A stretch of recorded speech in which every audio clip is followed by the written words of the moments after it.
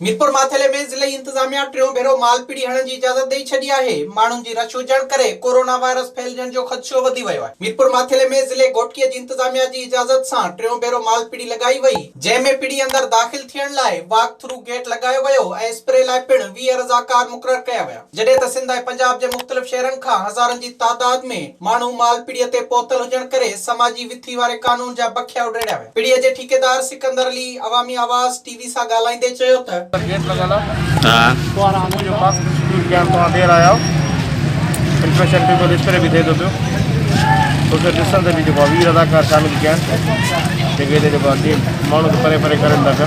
होॾां मालपीड़ीअ में लाड़काणो, कशमोर, जेकाबाद, शिकारपुर, मुल्तान, बावलपुर ऐं ॿियनि शहरनि खां सवें वापारी पहुतल। शहरनि जो चवणु आहे त इंतज़ामिया मालपीड़ी लॻाए मक़ामी माण्हुनि खे कोरोना में मुब्तला करणु चाहे थी। विज़िट कयो अवामी आवाज़ मीडिया ग्रुप जी वेबसाइट awamiawaz.pk